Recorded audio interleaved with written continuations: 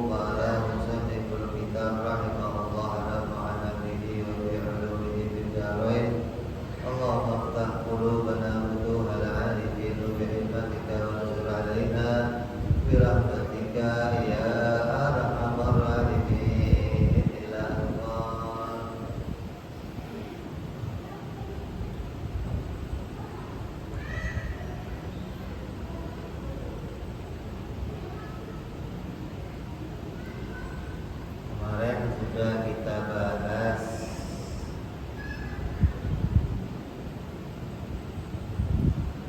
tentang dasar-dasar kewajiban mengenal sifat-sifat Allah Subhanahu wa Ta'ala beserta batasan-batasan di dalam mengenal kepada Allah Subhanahu wa Ta'ala.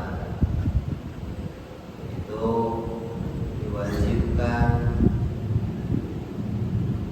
fardhu ain dengan kewajiban masing-masing mukallaf, masing-masing orang untuk mengenal kepada Allah Subhanahu wa Ta'ala dan mengenal kepada Allah dengan dua jalan, yaitu ijmali, mengenali bahwa Allah bersifat dengan segala sifat kesempurnaan, dan mustahil Allah bersifat dengan segala sifat kekurangan.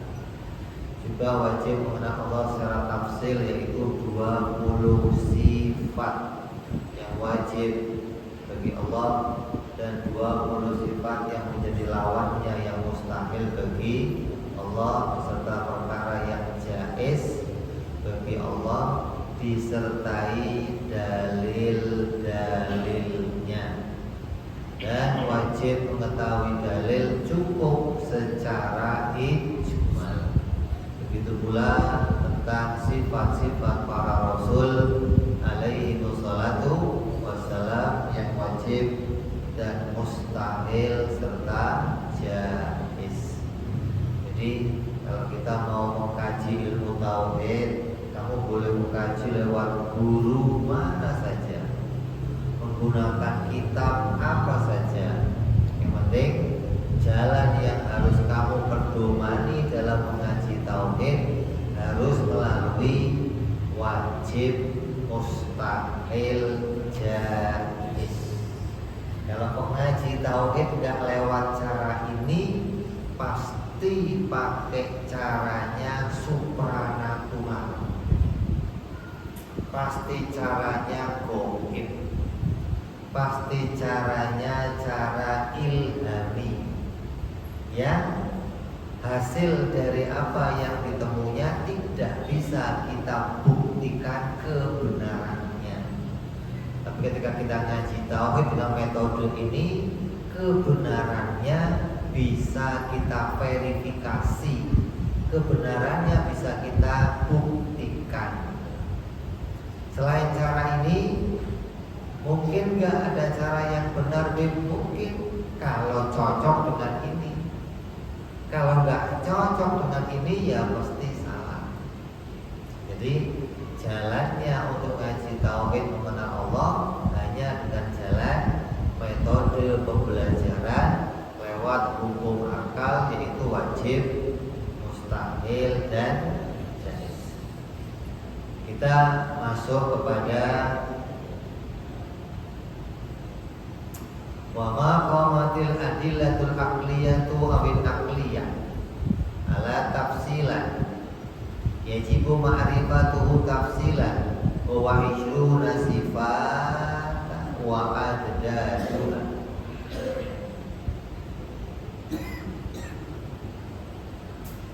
Dan apa-apa yang terdapat dengan dalil-dalil akli ataupun dalil-dalil nakli secara tafsili, maka wajib seseorang mengetahui secara terperinci tentang sifat-sifat Allah yang wajib ada 20 sifat, serta yang menjadi lawannya ada 20 sifat. Yang pertama yaitu sifat wujud. Wa yajibu fi haqqi ta'ala al-wujudu.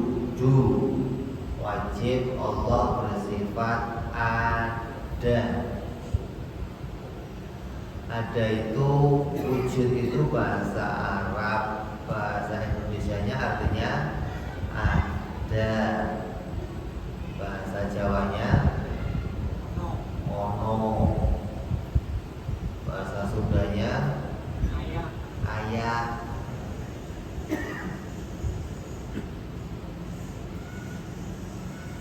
Allah itu sesuatu yang ada, yang nyata, gitu loh. Bukan perkara yang abstrak, bukan. Allah itu adanya nyata. Adzati alladzi la yaqbalul adam azalan wala abadan. Yang mana wujudnya Allah itu adalah wujud zati. Wujud zati itu wujud yang asli, wujud yang nyata, gitu. Kalau ini kalau kita mau kaitkan wujud zati itu wujud yang bagaimana?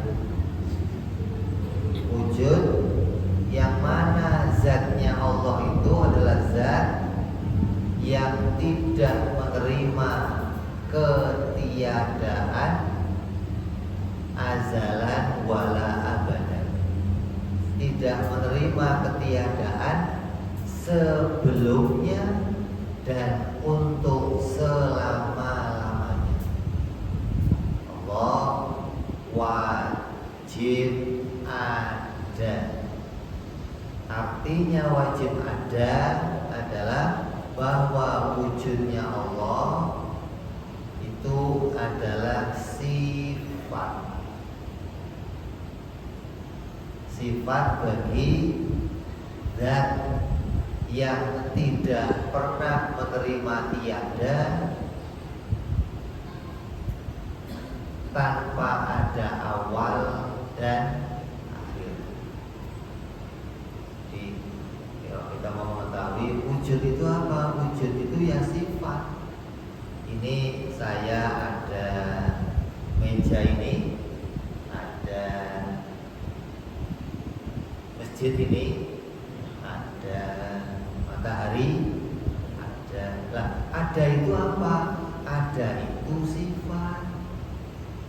Sifat itu apa? Bingung lagi. Sifat itu apa? Sifat itu sesuatu yang keberadaannya bergantung kepada zat.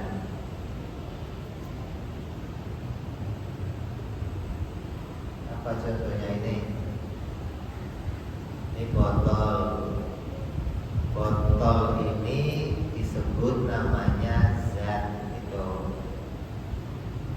sesuatu yang keberadaannya nyata. Nah, pada tiap-tiap zat itu pasti ada yang namanya sifat. Gitu. Jadi sifat itu adalah perkara tambahan, perkara lain dari yang namanya zat. Kayak kamu, pada diri kita ini ada sifat, berarti pada diri kita ini ada perkara tambahan. Apa contohnya? Gembira, sedih. Sedih itu manusia bukan? Kalau nggak sedih, bukan manusia. Harus manusia sedih. Sedih itu tambahan aja. Boleh aja manusia sedih, boleh aja manusia gembira. Menunjukkan sedih dan gembira itu hanya perkara tambahan. Gitu loh. Nah, sesuatu yang menjadi perkara tambahan disebut namanya sifat. Gitu. Apalagi contohnya? Sakit, sehat, itu perkara tambahan. Artinya perkara yang menunjukkan sesuatu yang nempel kepada keberadaannya si zat. Nah, diri kitanya ini disebut namanya zat. Gitu. Sesuatu yang jadi perkara lain dari diri kita disebut namanya sifat. Jadi kalau mau diberikan definisi, zat itu apa? Zat itu sesuatu yang berdiri sendiri. Sifat itu apa? Sesuatu yang bergantung kepada si zat. Jadi ada yang namanya zat, ada yang namanya sifat.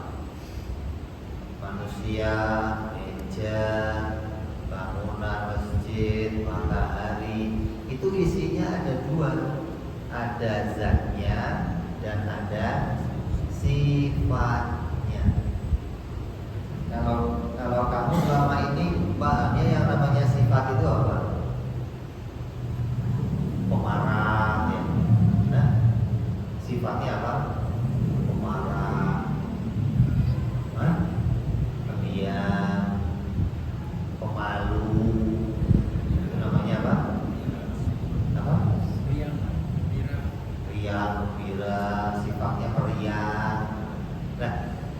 disebut sifat kenapa? Karena itu menjadi perkara tambahan aja, gitu loh.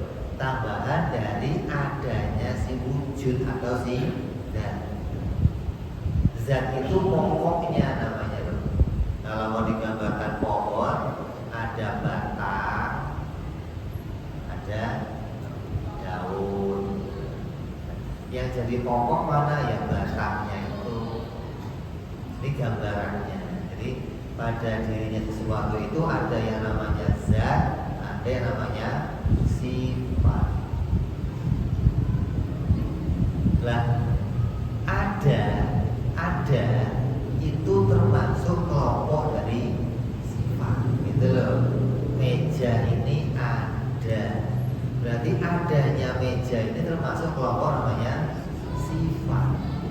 Masjid ini ada, matahari itu ada, maka ada bagi meja menjadi sifat.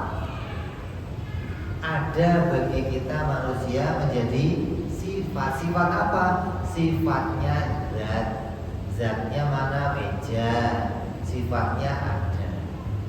Zatnya matahari. Sifatnya mana? Ada. Zatnya mana? Masjid. Sifatnya ada. Lah Allah, ketika disebut Allah itu ada, berarti juga Allah itu ada zatnya, gitu loh. Kenapa? Karena pada Allah terdapat sifat. Kalau terdapat sifat pasti ada zat. Karena nggak mungkin ada sifat tanpa adanya zat. Coba, ada sakit tapi nggak ada zatnya, kan? Sakit tapi keluyuran sendiri gitu loh. Ini ada sakit jalan-jalan, pernah lihat? Pernah lihat ya? Berarti sakit selalu bersandar pada zat, gitu loh. Jadi kan sakit itu adalah sifat. Jadi ketika kita ngomong sesuatu itu ada sifatnya, berarti kalau di situ ada sifatnya, berarti di situ juga ada. Karena nggak mungkin ada sifat tanpa adanya zat. Sebaliknya, ada zat tanpa adanya sifatnya nggak mungkin. Kalau ada zatnya, ya pasti ada sifat. Karena keduanya ini namanya kelaziman atau bergandengan, nggak bisa dipisahkan. Ada zat pasti ada sifat, ada sifat pasti ada zat. Ada itu termasuk dari salah satu sifatnya Allah yang harus kita ketahui, bahwa Allah itu ada. Ada ini sifatnya siapa? Sifatnya zatnya Allah, yang zatnya Allah itu tidak pernah tiada. Emangnya zat itu pernah tiada? Iya. Zatnya kita itu pernah tiada. Botol tadinya nggak ada, terus jadi ada. Berarti botol ini zatnya pernah menerima tiada. Sebelum dia itu dimunculkan menjadi ada, muncul jadi ada, dia disebut tiada. Matahari sebelum muncul menjadi ada disebut tiada. Rumah ini, masjid ini sebelum ada disebut tiada. Kamu lahir tahun berapa? 70. Tahun 69? Itu loh. Berarti kamu pernah mengalami tiada. Nah, zatnya Allah tidak pernah mengalami tiada. Dari tidak ada awalnya, azali, dan sampai nanti untuk selama-lamanya zatnya Allah tidak akan pernah tiada. Yang disebut apa? Adzat alladzi la yaqbalul Adam azalan wala abadan. Ya, Allah adalah zat yang tidak pernah tiada sejak azali dan sampai untuk selama-lamanya. Azali itu apa? Azali itu keadaan yang tidak ada permulaan. Kamu tahun 70 berapa? 70 lahir. Tahun 69 belum ada. Belum adanya mulai kapan? Hah? Sebelum tahun 70 nggak ada.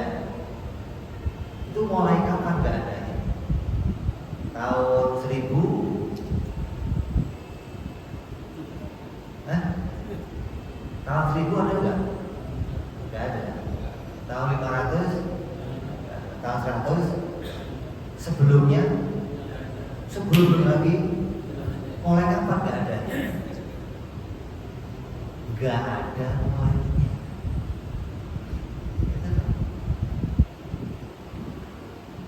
Gak adanya kita sebelum muncul itu gak ada awalnya.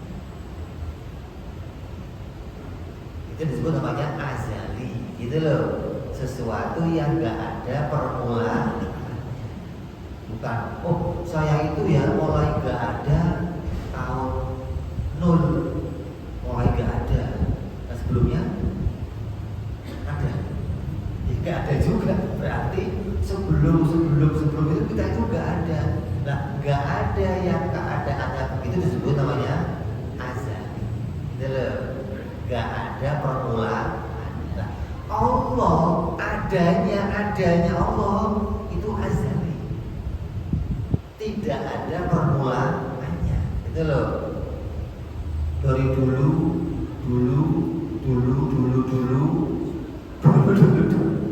ada gitu loh. Dia bertanya, gak ada permulaan. Disebut namanya apa? Azali. Nah, zatnya Allah itu yang azali itu disebut namanya zat yang punya sifat wujud atau ada. Bahwa sifatun nafsiyatun aistubudiyatun yadullul wasfu biha ala nafsi zat duna makna zaid alaihi. Yang namanya wujud disebut namanya sifat nafsiyah. Sifat nafsiyah itu sifat jati diri, sifat utama, sifat pokok. Berarti kalau ada sifat pokok, ada sifat tambahan. Gitu loh. Kayak tadi tuh sakit, gembira, senang, sifat apa namanya? Tambahan. Nah sifat pokoknya apa? Ada. Semua zat itu sifat pokoknya ada. Nah Allah ini punya sifat pokok namanya ada atau wujud. Ya dulu ala wasfu biha ala nafsidat, yang mana ada itu hanya menunjukkan kepada zatnya Allah duna makna zaid alaihi, tanpa menunjukkan kepada makna yang lain. Wa yakfi lil mukallafi ayya'rifa annahu ta'ala mawjudun wujudan wajiban wala yajibu alaihi ayya'rifa annahu yutahu ta'ala ainu dzati au ghairu dzati li'anna dzalika min huwamidi ilmil kalam. Dan cukup yang namanya mukallaf itu mengetahui Allah itu wajib adanya.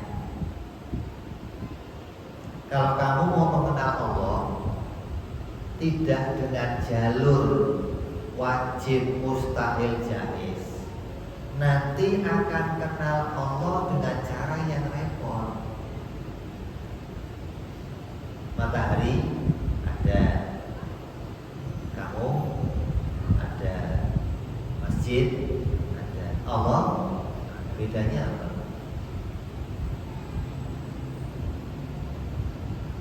Bedanya apa? Hah? Hah? Adanya Allah wajib, adanya kita jaiz gitu.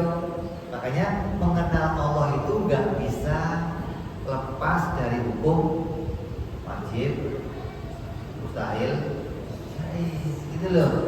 Dengan cara inilah kamu akan bisa mengenali mana yang haknya Allah, mana haknya makhluk. Dengan kita bisa bedain ini loh yang wajib bagi Allah. Bagi kita, oh ini jaiz. Ini mustahil bagi Allah. Bagi kita jaiz. Gitu loh. Dengan 3 hukum itulah kita akan bisa membedakan mana haknya Allah dan mana haknya makhluk. Inilah paham Ahlus Sunnah wal Jamaah. Coba kamu bisa mempelajari atau bisa bertanya kepada orang-orang yang mengenal Allah, belajar tentang Allah, memperdalam tentang Allah, tapi nggak lewat metode wajib, mustahil, jaiz. Akan mengatakan apa? Yang ada hanya Allah. Kita ini nggak ada. Aslinya kita ini nggak ada. Yang ada hanya Allah. Lah kalau yang ada hanya Allah, kita ini apa namanya? Hah?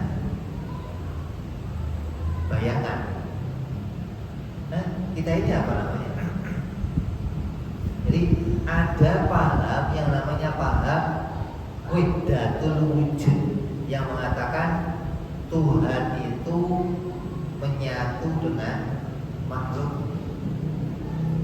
Ini kelompok-kelompok hati-hati nih, banyak kelompok-kelompok ini menyebar di kalangan-kalangan ahli tasawuf yang dia mengandalkan ilham, mengandalkan kasyaf, mengandalkan wirid untuk mengenal kepada Allah. Jika ketika ada pertanyaan Allah itu ada, nah kita ini enggak ada. Yang ada itu hanya Allah. Nah kalau kita itu enggak ada, terus ente cubit atau ente pakai rokok Samsu tuh tempelin sudut. Aduh, itu kok ada kamu? Kalau kamu enggak ada di sudut, ya nggak apa-apa, kalau diem aja, namanya barang nggak ada. Kalau di sudut teriak nanti ada nggak? Nah kalau kita nggak pernah mengatakan kita ini nggak ada, nggak pernah, kita ini ada. Allah ada. Bedanya apa?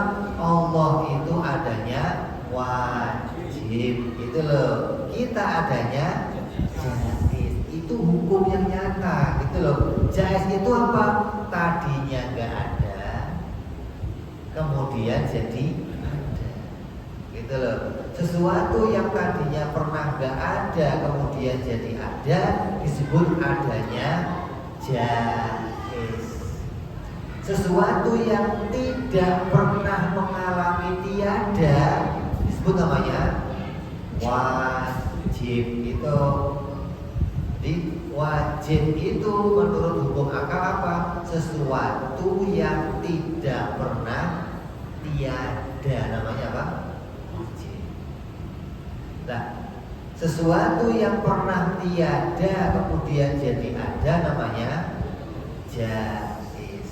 Makanya kan dari awal sebelum kita ngaji ini udah diawali oleh penulis kitab untuk mengenal Allah harus melalui metode wajib, mustahil, jaiz. Karena tanpa lewat situ kamu gak akan bisa membedakan mana haknya Allah, mana haknya makhluk. Itu loh. Nyambung gak? Nyambung gak? Jadi bukan berarti yang ada itu hanya Allah. Kita ini gak ada semuanya. Nah kalau gak ada, ambil rokok Samsu, sudut tuh kalau teriak, nah itu kamu teriak-teriak ada dong berarti. Artinya ada yang disebut ada itu berarti dia mempunyai sifat, gitu kan? Teriak, sakit, sehat namanya apa itu? Sifat. Kalau ada sifatnya berarti ada zatnya, ada wujudnya. Berarti yang wujud yang ada bukan hanya Allah, tapi kamu juga ada. Cuma bedanya adanya kita itu makhluk semuanya diawali diciptakan, disehatkan, dihidupkan, dibesarkan. Ya, karena kita nggak bisa muncul dengan sendiri. Kita butuh kepada yang menciptakan diri kita. Nah, setelah kita diciptakan, berarti jadinya ada nggak? Ada. Itu loh, jangan ngomong nggak ada, aslinya nggak ada, tadinya nggak ada, bukan aslinya nggak ada, bukan tadinya nggak ada, lalu jadi ada. Kenapa? Karena diciptakan. Jadi bedanya apa? Allah ada, saya ada. Oh, bedanya hukumnya. Hukumnya ada bagi Allah itu wajib. Artinya sesuatu yang ada dan tidak pernah mengalami tiada. Nah, adanya kita jaiz. Yang tadinya nggak ada terus jadi, itu mestinya. Ini sebatas itulah kita diperintahkan tahu tentang adanya Allah. Kita nggak diperintah tahu adanya Allah kayak apa, nggak ada perintah itu, nggak ada. Gede nggak ada, bayangin Allah nggak ada perintahnya. Kita cuma dibatasi untuk tahu Allah itu ada dan adanya Allah hukumnya wajib, selesai. Nggak lebih dari itu, gitu loh. Kamu nggak diperintahkan membayangkan apapun, nggak pernah. Seperti kamu disuruh iman, dalam diri kamu ada yang namanya ruh, nyawa, ada. Cukup ruh itu ada, selesai. Kayak apa ruh itu, tahu? Wong yang ada pada diri kamu aja kamu gak bisa nemu, bagaimana mau bicara Allah, itu loh. Mau bayangin Allah kayak apa, gak ada perintah begitu, gak ada. Perintahnya cukup iman Allah itu ada dan hukumnya selesai. Makanya yang pertama wajib diimani sifat-sifat Allah, Allah itu adanya wajib. Gak ada tetek, bengek, lebihnya harus orang itu merasakan. Gak ada perintah begitu, gak ada. Kalau kamu gak bisa merasakan kehadirannya, ente kira jin kalau datang merinding semua, itu pernah ente? Kalau kamar mandi merinding pernah? Dan kalau kehadirannya Allah kayak apa rasanya? Ada rasanya? Deg-degan gitu, atau peluang. Gak ada perintah rasakan kehadirannya Allah, gak ada begitu, gak ada. Jadi orang-orang yang mau mengenal Allah dengan cara wirid, ilham, itu begitu hasilnya tuh. Akan mengenal Allah dengan cara rasa.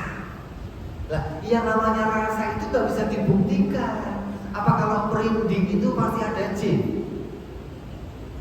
Ente ditempelin air es di sini juga merinding, apa ada jinnya? Gak ada hubungannya gitu loh. Jadi merinding itu gak bisa ukuran kalau merinding ada jin di sini. Gak bisa untuk ukuran begitu. Hingga mengenal Allah lewat jalan ilham, jalan kasyaf, merasakan, gak bisa. Artinya gak bisa dibuktikan kebenarannya, gitu loh. Yang bisa dibuktikan kebenarannya ya ini, Allah ada, saya iman adanya Allah, dan Allah itu adanya wajib, selesai. Lawannya apa? Wadidduha. Apa? Lawannya Allah ada adalah tiada, mustahil. Mustahil itu sesuatu yang tidak akan pernah terjadi, namanya mustahil.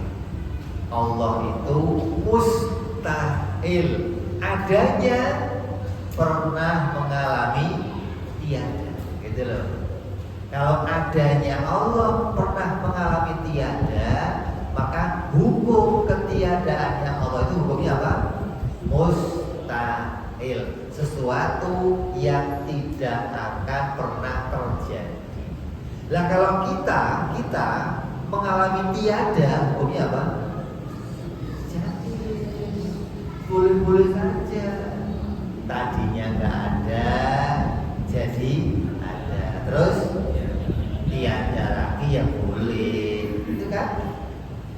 Mana buktinya? Kakek kamu dulu ada, terus menjadi ada, melahirkan bapak kamu, melahirkan nenek, cucu-cucunya, sekarang ada.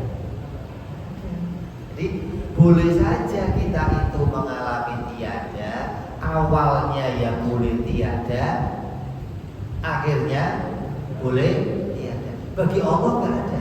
Awalnya Allah nggak pernah tiada, dan sampai nanti selama-lamanya Allah nggak pernah tiada. Gitu loh. Cukup segitu kita mengimani Allah tanpa ada merasakan kehadirannya. Kalau sholat, kalau enggak, oh itu berarti belum khusyuk, belum Allah belum hadir. Apa yang hadir apa? Ente kira Tuhan jelako? Datang diundang ulang gak diantar? Ada begitu-begitu? Gak ada. Ya, jadi jangan ikut-ikutan orang-orang yang imannya kepada Allah dibangun bukan dengan cara ilmu, tapi dibangun dengan cara pakai rasa, atau pakai ilham, atau pakai kasyaf, atau pakai supranatural. Gak ada. Ketika dia kok meyakini tentang keberadaannya Allah dengan jalan itu, maka dia gak punya dalil. Nah sekarang lanjut. Wa dalilu ala dalika, apa buktinya kalau Allah itu ada? Wa dalilu ala wujudi ta'ala wujudu hadhil makhlukot, adanya alam semesta ini. Dengan alam ini yang ada langit, bumi, matahari, bulan dan segala isinya, kita mengimani, kita meyakini bahwa Allah sebagai penciptanya pasti ada. Kalau yang diciptakan ada, penciptanya pasti ada. Tanpa kamu perlu merasakan kehadirannya, nggak perlu, nggak ada, begitu nggak ada. Dengan lihat langit, bumi, kamu iman Allah ada. Di Quran adanya apa? Inna fi khalqis samawati wal ardi wa ikhtilafil laili wan nahari la ayatin liulil albab. Gak ada Allah ngomong merasakanlah kehadiranku, nggak ada. Kamu lihat langit, bumi, siang malam, itu bukti aku itu ada. Selesai. Itu loh. Ini yang wajib diimani oleh orang muslim, sebatas itu. Jangan sampai kamu terbawa sama golongan-golongan yang sekarang mengatasnamakan dirinya orang-orang supranatural, orang-orang yang mengenal Allah dengan mantap, yang kenalnya Allah itu kenal Allah secara sebenarnya. Itu semua kebohongan, gak ada pembuktiannya. Karena begini, kalau kamu merasakan merinding, itu jadi bukti adanya Allah. Kalau nggak merinding gimana? Allah nggak ada. Gimana sih? Kok ada? Merinding Allah ada, nggak merinding Allah nggak ada, apa hubungannya?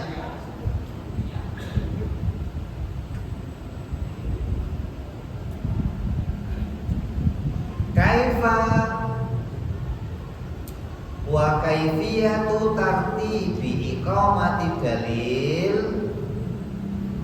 ala wujudi ta'ala an taqula al alamu minal arsyi ilal farshi hadisun wa mawjudun ba'da adamin wa kullu hadisin lahu sone wajibul wujud fal alamu lahu sone summa kaunu sone wallahu ta'ala mustafadu min dalilil wahdaniyati wa kaitu wajaba lahu ta'ala al wujud istahala alaihi dhibdu. Gimana caranya saya memahami kalau alam ini menjadi bukti adanya Allah?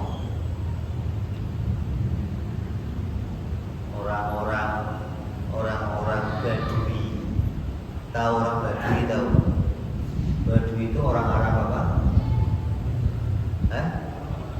Pedalaman, pelosok yang nggak pernah makan bangku sekolah. Kamu pernah? Nggak pernah juga. Badui juga kamu. Gak enak. Orang-orang Badui itu nggak pernah kenal pendidikan, nggak pernah kenal apa. Ketika ulama mengatakan bahwa yang namanya seseorang yang iman kepada Allah itu harus mengetahui dalil tentang adanya alam semesta. Gak boleh orang mengenal Allah dengan cara ikut-ikutan. Kata bapak saya sih Tuhan itu ada, gak boleh. Harus dengan dalil. Maka kata ulama, keputusan ini harus dites. Bisa nggak hukum ini berlaku untuk semua orang? Cara ngetesnya bagaimana? Cari orang yang paling terbelakang dalam pendidikan. Maka diputuskan orang-orang Badui. Itu loh. Berangkatlah ulama ke tempat orang-orang Badui dites. Orang Badui kumpul semua. Saya mau tanya, kamu tahu nggak bukti adanya Tuhan? Marah orang Badui. Ente kira saya terbelakang begini nggak kenal adanya Tuhan? Orang Badui aja marah. Nah terus gimana kamu cara bukti adanya Tuhan? Kata dia apa? Kalau ada tai onta, ya pasti ada ontanya, gitu dong. Nggak mungkin ada tai onta tanpa ada onta.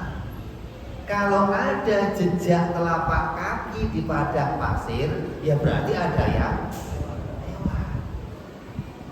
Itu orang Badui nyampe begitu, gitu loh. Maka langit bumi ini jadi bukti kalau keberadaan penciptanya itu ada. Bahwa alam dari mulai langit yang paling gede sampai yang paling kecil, semuanya disebut baru. Baru itu apa? Baru itu apa?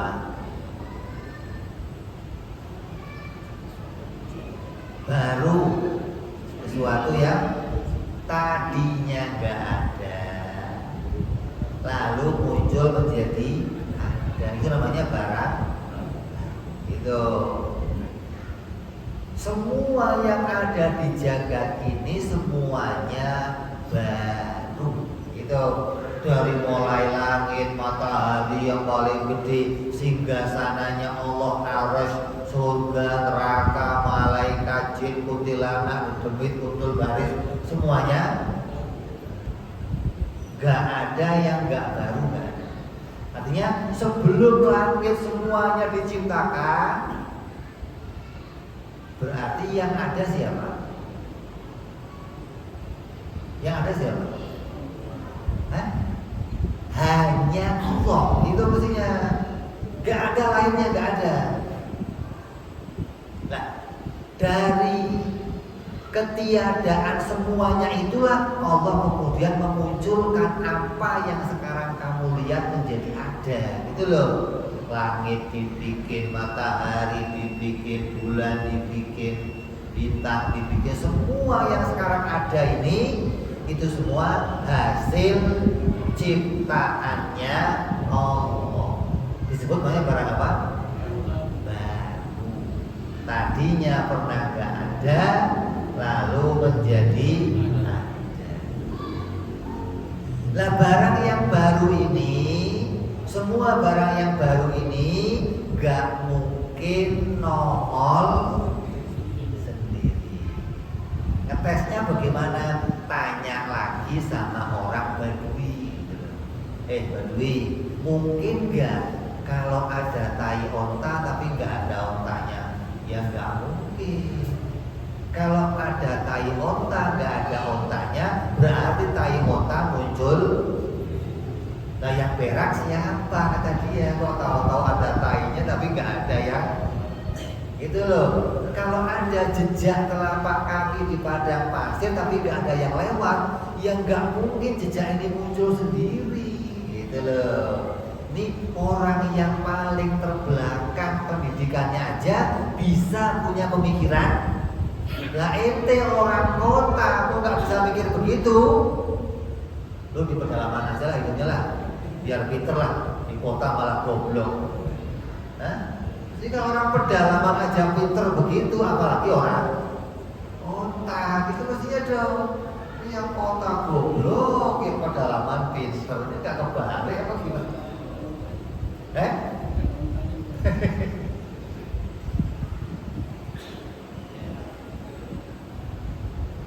Orang Arab dulu gambarannya onta, karena mereka punyanya apa? Onta. Kalau kita apa? Ayam kok gak apa-apa gitu loh. Pakai pokoknya tadinya gak ada terus jadi bukti mesti ada yang bikin. Gak mungkin nongol sendiri, gak mungkin gitu loh. Mustahil ada barang tadinya gak ada terus jadi ada kok nongol sendiri. Umpamanya begini, kamu di depan rumah kamu tadinya nggak ada sendal, terus tahu-tahu nongol ada, kamu nanyanya apa? Kan begitu kan? Kan nggak mungkin sendal ini nongol sendiri. Atau kamu tadinya punya sendal di depan rumah, tahu-tahu hilang. Yang kamu tanya apa? Nggak hilang sendiri nggak ya? Mungkin nggak hilang sendiri.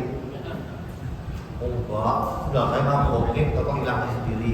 Mana ada sendal begitu? Kalau tadinya ada, terus hilang ya pasti ada ya. Itu nggak mungkin ada sendal kok hilang sendiri. Atau tadinya nggak ada terus nongol. Itu dasar yang harus dimiliki setiap orang yang berakal sehat. Kalau pikiran kamu gak bisa begini, berarti akal kamu stres. Yang pantas masuk grogol ya itu begitu. Kirim ke kita masuk Isya, kita dengar azan Isya. Alhamdulillah.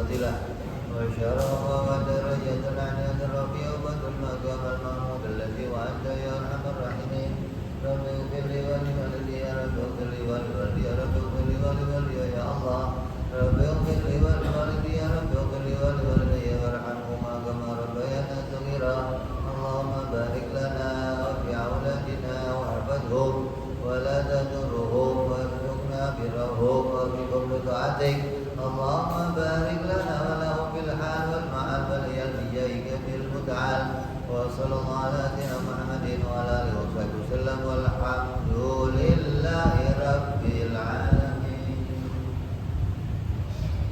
Kita teruskan sedikit. Jadi bukti adanya Allah karena adanya ciptaan yang baru. Dan alam semesta yang baru ini butuh pencipta dan penciptanya harus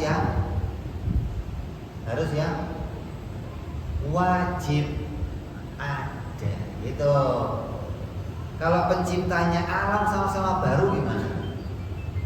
Bisa nggak? Nggak bisa.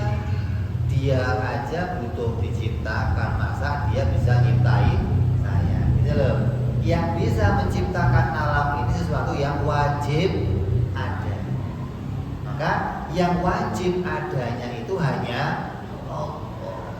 Nah, buktinya pencipta kan alam ini nggak ada tulisannya, Bib. Kalau penciptanya itu Allah kan nggak ada, Bib.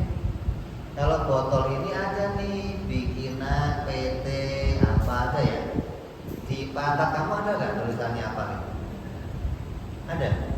Nggak ada. Lah, kok tahunya Allah yang bikin gimana? Kok tahunya yang bikin itu satu gimana? Nanti akan berlanjut pada dalil sifat esa, bahwa pencipta langit bumi itu pasti sesuatu yang esa. Gak mungkin dua, gak mungkin tiga, gak mungkin empat, apalagi banyak.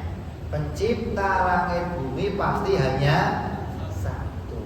Dan yang satu itu adalah Allah Subhanahu wa ta'ala. Dari mana kita tahunya? Dari berita Nabi Muhammad Sallallahu Alaihi Wasallam. Tanpa adanya Nabi yang datang, kita nggak mungkin kenal pencipta ini namanya Allah. Pencipta ini namanya Allah, kita kenal karena datangnya utusan Allah yang memberitakan, perkenalkan diriku kepada hamba-hambaku. Qul huwallahu ahad. Maka Nabi yang diperintah memperkenalkan bahwa yang esa, pencipta yang esa itu namanya adalah Allah. Wa ilahukum ilahun wahid. Sampai nanti kita akan buktikan pada sifat-sifat yang berikutnya bahwa pencipta itu pasti hanya satu, dan yang satu itu pasti hanya Allah Subhanahu wa ta'ala. Dari sinilah kita bisa membuktikan keberadaannya Allah dan bisa kita nyatakan, bisa kita verifikasi, bisa dijamin kebenarannya 100%. Dibandingkan mengimani Allah, meyakini Allah dengan cara dengan cara pokoknya saya mantep. Lah kalau modal mantep, orang Cina ya mantep, orang Kristen mantep, orang Yahudi mantep. Modalnya mantep mah nggak jelas tanpa adanya pembuktian. Makanya mantep yang disertai bukti itulah yang namanya makrifat gitu. Mantep yang nggak disertai bukti itu bukan disebut makrifat, namanya mantepan, bukan mantep beneran gitu loh. kayak mantepnya anak kecil kalau di mana di kamar mandi ada setan. Anak kecil mantep, tapi mantepnya nggak punya bukti, gitu loh. Nah kalau kamu kok mantep Allah ada tapi nggak punya bukti, berarti kamu nggak disebut ma'rifat, gitu loh. Orang yang disebut harus ma'rifat kepada Allah punya kemantepan di hatinya disertai dengan bila kita buktinya apa? Nah wong gede begini apa kurang apa Allah bikin langit bumi? Hanya katakan apa? Bahwa langit bumi dan segala isinya menjadi bukti keberadaan wujudnya Allah Subhanahu wa ta'ala. Selesai kita membahas sifat wujud, sifat yang pertama bagi Allah beserta lawannya mustahil Allah tiada. Pada hari ini kita sudah membahas dua sifat Allah, wajibnya Allah ada dan mustahil Allah tiada. Barangkali ada yang mau bertanya, silakan.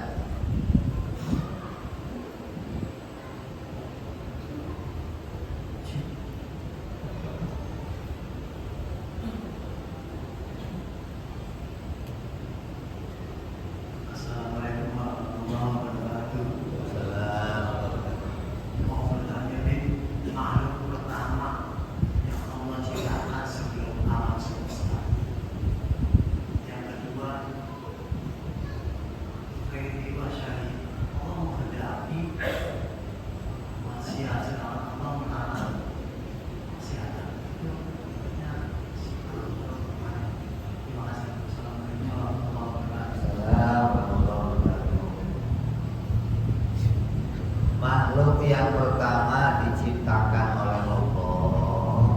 Kalau di dalam Al-Quran adalah apa? Air. Karena singgasana Allah diciptakan di atas air. Dalam hadis, makhluk yang pertama diciptakan Allah adalah cahaya Nabi Muhammad Sallallahu Alaihi Wasallam. Nah ini gimana nyekroninnya, Bim? Yang namanya awal itu bukan berarti apa namanya harus itu yang terdahulu, enggak. Kayak dalam kita baca apa pembukaan, ada pertama yang hakiki, ada pertama yang idhofi. Pertama yang hakiki itu adalah nurnya Nabi Muhammad Sallallahu Alaihi Wasallam. Adapun pertama yang idhofi adalah air dan segala macam isinya. Dari nur Nabi Muhammad Allah munculkan sesuatu yang lain-lain. Adapun perkara Allah menciptakan baik, Allah menciptakan buruk, segala yang ada di langit bumi ini semuanya adalah ciptaan Allah. Tetapi kan Allah melarang, Allah melarang kita ini gak boleh untuk melakukan maksiat. Maka larangan itu adalah bentuk ujian dari Allah. Apapun yang kita lakukan itu diciptakan oleh Allah Subhanahu wa ta'ala. Kenapa? Karena kita ini oleh Allah diberikan yang namanya pilihan. Allah yang bikin semua nih, tapi Allah kasih pilihan di peraturan nih. Ini boleh, ini jangan. Ini boleh, ini jangan. Makanan yang boleh mana nih? Kambing, ayam. Yang nggak boleh mana? Babi, kucing, nggak boleh nih. Minuman yang boleh mana? Ini wedang jahe. Yang nggak boleh apa? Oplosan. Itu semua Allah bikin tuh. Kemudian Allah kasih kamu pilihan. ketika kamu memilih sesuatu, Allah menjalankan diri kamu ke arah itu. Ente mau minum, Allah jalankan kamu. Ente mau sholat, Allah jalankan kamu ke situ. Gitu loh. Nah, nanti Allah bikinkan ketentuan. Nanti di akhirat kamu ditanya, kenapa kamu kok milihnya minum arak? Kan udah saya larang. Gitu loh. Kenapa kamu kok milihnya makan babi? Kan sudah saya larang. Kenapa nggak milih makan jengkol aja? Walaupun pahit-pahit tapi halal, gitu kan? Jadinya jangan sampai kita meyakini begini bahwa Allah itu tidak menciptakan yang jelek-jelek. Nah, kita meyakini ahli sunnah bahwa yang jelek semuanya tetap diciptakan oleh Allah. Tapi yang jelek diciptakan itu sebagai bentuk ujian untuk kita. Apakah kita akan bertaubat? Apa kita akan kembali kepada Allah? Karena Allah juga menyiapkan pintu taubat untuk hamba-hambanya. Ketika kita kok salah memilih sesuatu, kemudian dijadikan kita itu orang yang jelek, Allah menyiapkan pintu taubat untuk kita. Ya, ketika kita mau bertobat, kita akan diampuni oleh Allah dan diberikan jalan yang baik kembali. Jadi kita pikirnya begini aja. Seluruh alam ini ciptaan Allah. Berarti yang di dalamnya apapun juga itu termasuk ciptaan. Yang baik kayak, yang buruk kayak, semuanya ciptaan Allah. Nanti itu kita akan bahas di dalam sifat iradah namanya. Sifat Allah Maha berkehendak. Apapun yang Allah kehendaki, maka Allah bisa menciptakannya, walaupun itu kebaikan ataupun keburukan. Ya, ada lagi yang lain? Sudah, kita tutup, kita terus yang akan insya Allah. Wallahu a'lam bishawab. Ila hadratin Nabi. Al-Fatihah. A'udzubillahi minasyaitonir rajim. Bismillahirrahmanirrahim. Alhamdulillahi rabbil alamin arrahmanir rahim maliki yaumiddin. Iyyaka na'budu wa iyyaka nasta'in ihdinas siratal mustaqim. Siratal ladzina an'amta 'alaihim ghairil maghdubi 'alaihim waladdallin. Amin. Ya Rabbana